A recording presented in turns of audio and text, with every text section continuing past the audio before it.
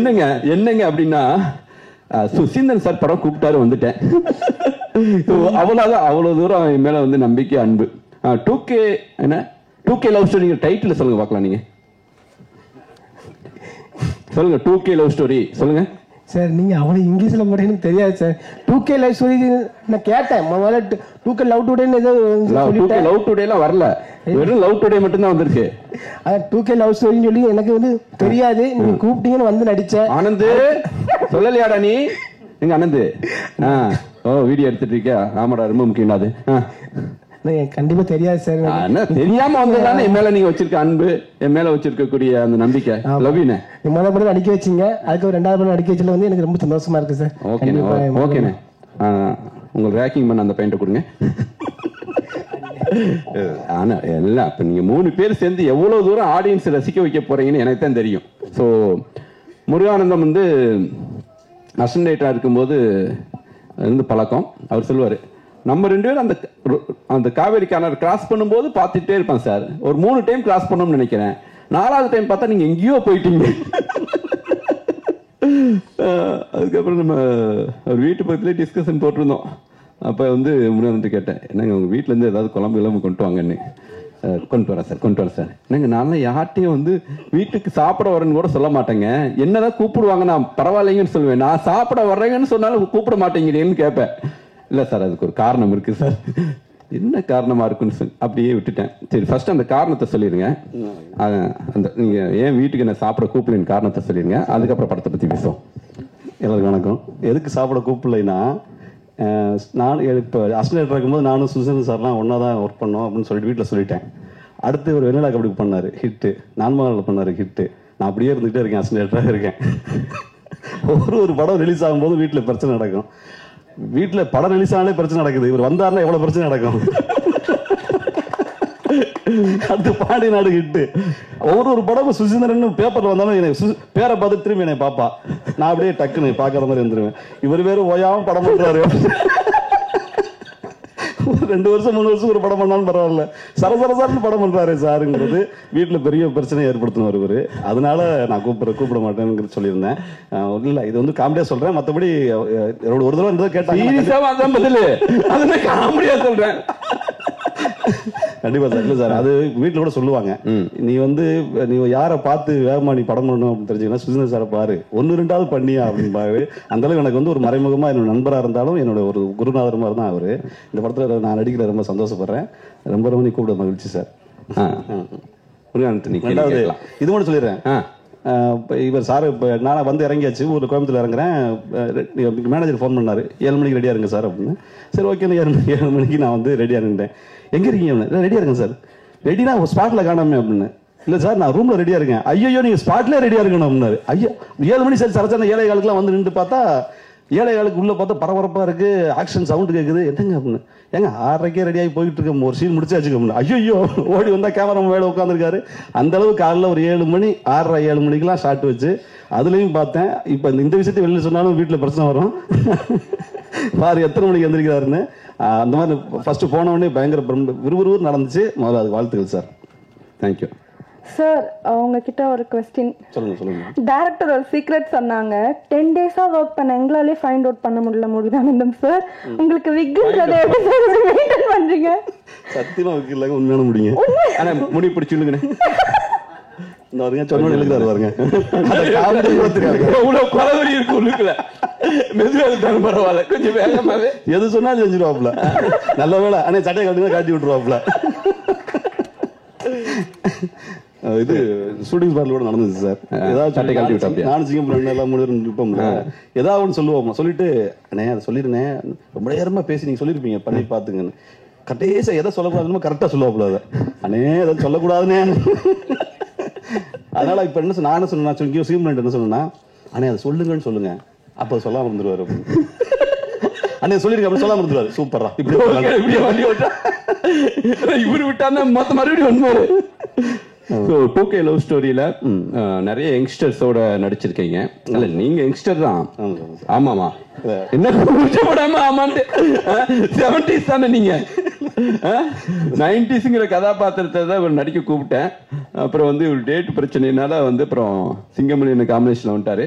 அந்த 90s வந்து ஆண்டனி பாக்கியராஜ் அவர் மறுபடியும் மேடை கூப்பிடுறேன். சரி, 2K லவ் ஸ்டோரியில நிறைய பொண்ணுங்களை பார்த்துருப்பீங்க, நிறைய பசங்களை பார்த்துருப்பீங்க. அதுல உங்களுக்கு பிடிச்ச பொண்ணு யாரு? உங்க ஒய்ஃபுக்கு சொல்ல மாட்டேன், சொல்லுங்க.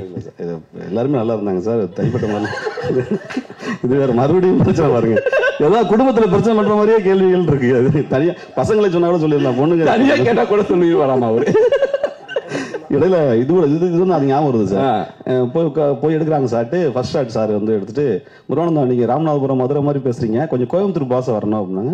சார் கோயம்புத்தூர் பாசை எனக்கு தெரியாது சார், கொஞ்சம் என்ன சார் பண்ணலாம் அப்படின்னா, சிங்கம்புரம் நான் எல்லாம் பேசுறோம். வினோதினி மேடம் சொல்றாங்க, வாங்க போக நீங்க பேசுங்க, அது கோயம்புத்தூர் பாசையா மாறிடும். என்னங்க ஏங்க புரியுங்க அப்படின்னு பேசுங்கன்னா சொல்லி முடிச்சு அவங்க சொன்னாங்க, ரொம்ப பேசாதீங்க, குறவன் குறைச்சி பேசுற மாதிரி உசிமணி பாசிங்க அந்த மாதிரி போயிடாதீங்க, லைட்டா ஏனுங்க அந்த லெவல்ல இருக்கு அப்படின்னாங்க. என்ன மேடம் திடீர்னு குழப்பத்தை ஏற்படுத்தி டைரக்டர் சொல்லாதீங்க மேடம், நாங்களாம் மறைச்சு அது வந்து குறவு பாசையா இல்ல கோயம்புத்தூர் பாசையாங்கிற மாதிரி மிக்சர்ல ஒண்ணு பேசி அதுக்கப்புறம் டப்பிங்ல தான் கரெக்ட் பண்ணிருக்கோம். ஆமா ஆமா. ஆக்சுவலி வந்து இவங்க 3 பேரு காம்பினேஷன், சிங்கமொழியானே இவங்க 2 பேரும் கோயம்புத்தூர் பாசையை பேசி நடிச்சது இல்ல.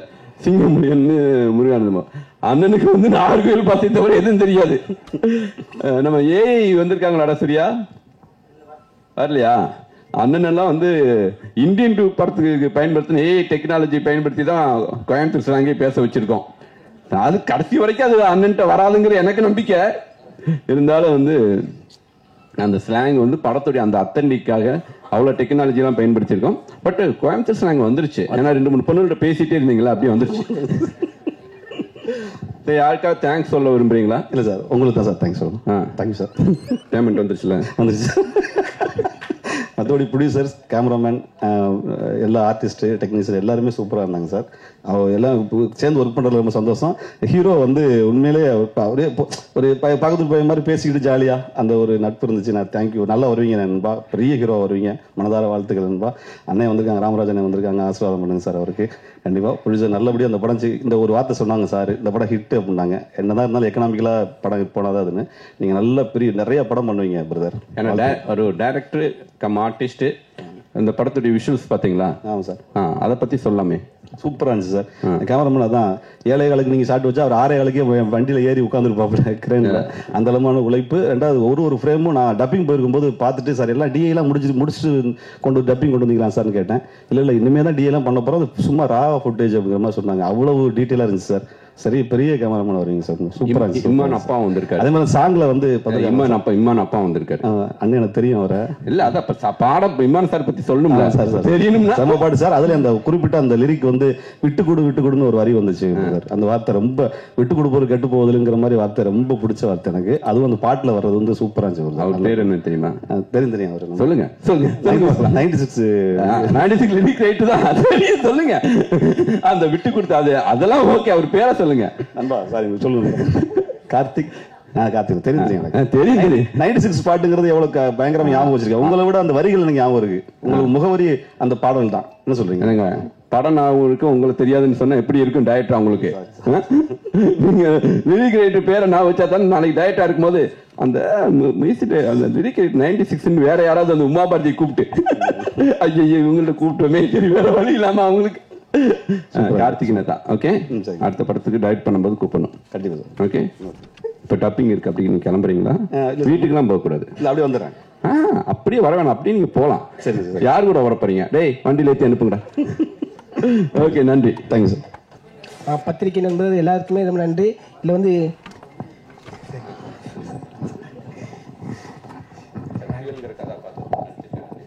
நான் சத்தியவேங்கிற கதாபாத்திரம் நடிச்சிருக்கேன்.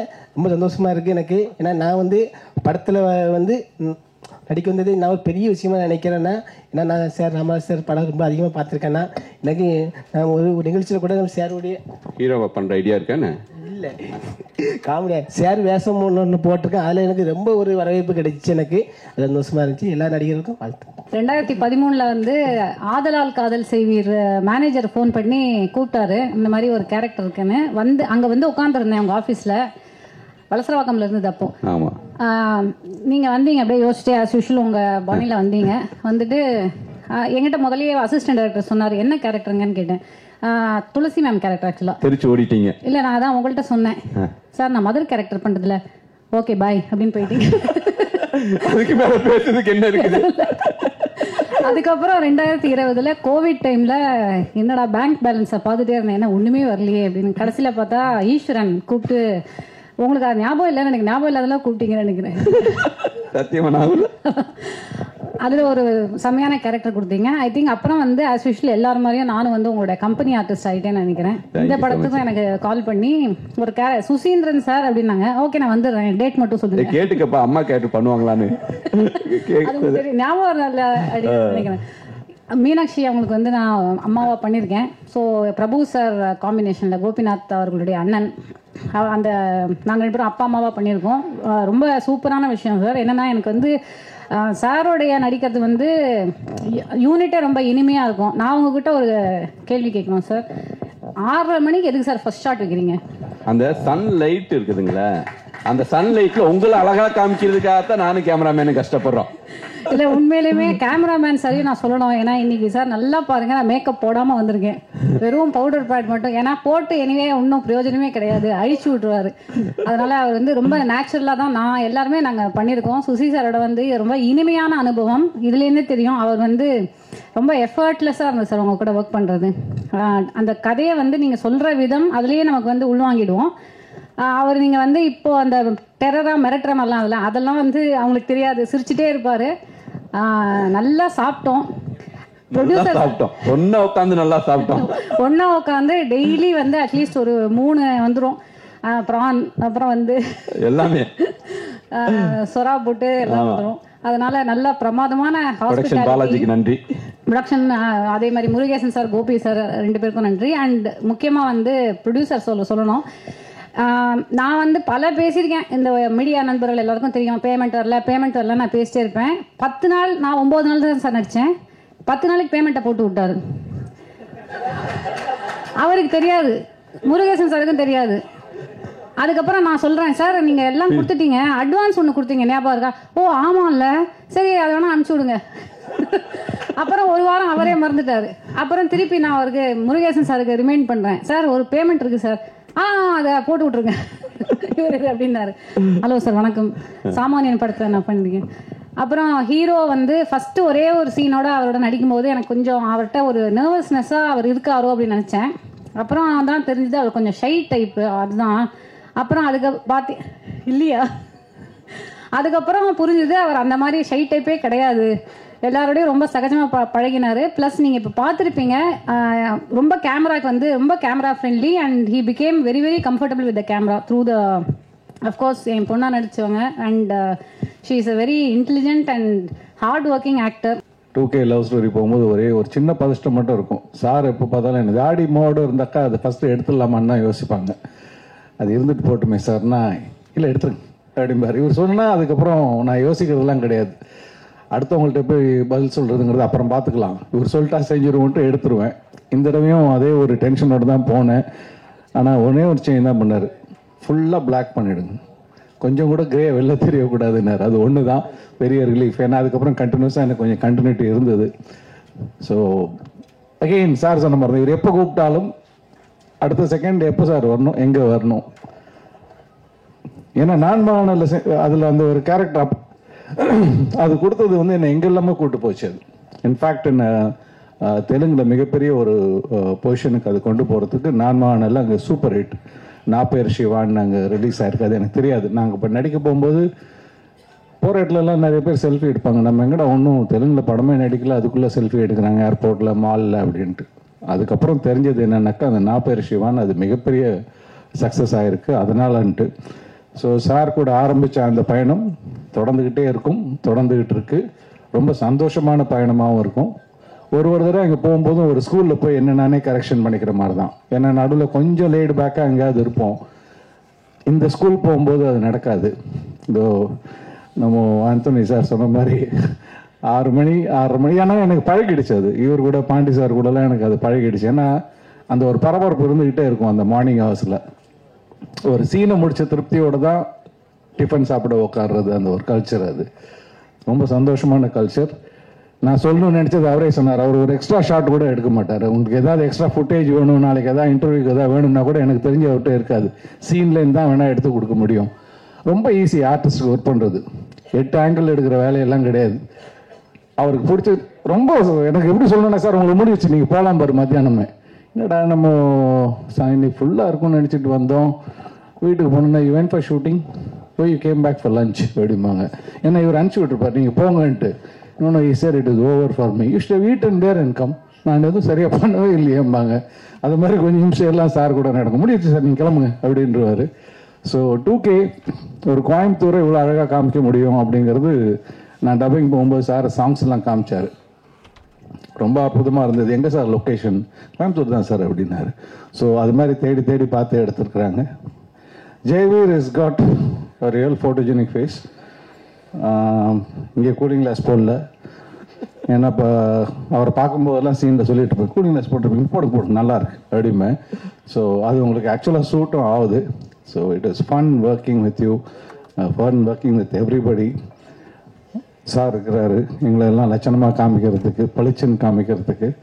ஸோ காஸ்டியூமரே சொல்லணும். ஏன்னா ஜென்ரலாக அந்த கல்யாணம்னா அந்த பட்டு சட்டையை கொடுத்துருவாங்க. அதை விட ஒரு அவஸ்தை உலகத்திலே கிடையாது. அது சினிமாவில் கல்யாணத்துக்கு கொடுக்குற பட்டு சட்டை மாதிரி ஒரு அவஸ்தை. அந்த வேஷ்டி கண்டிப்பாக நிற்காது, எப்படா விழுவும், இந்த பயம்லாம் இருந்துகிட்டு இருக்கும். அதெல்லாம் இல்லாமல் சார் செலக்ட் பண்ணது நீங்களும் பண்ணியிருக்கீங்க போல இருக்கு. ரொம்ப அழகான ஒரு காட்டன் காதி கலந்த மாதிரி ஒரு ஷர்ட்டு நிம்மதியாக போட்டுக்கிட்டு வேலையை பார்த்தேன். அது ஃப்ரேமில் பார்த்தீங்கன்னா உங்களுக்கு தெரியும். அது ஒரு கம்ஃபர்ட் ஜோனில் வேலை பார்த்தோம். ஸோ இருக்கு சார். Okay sir.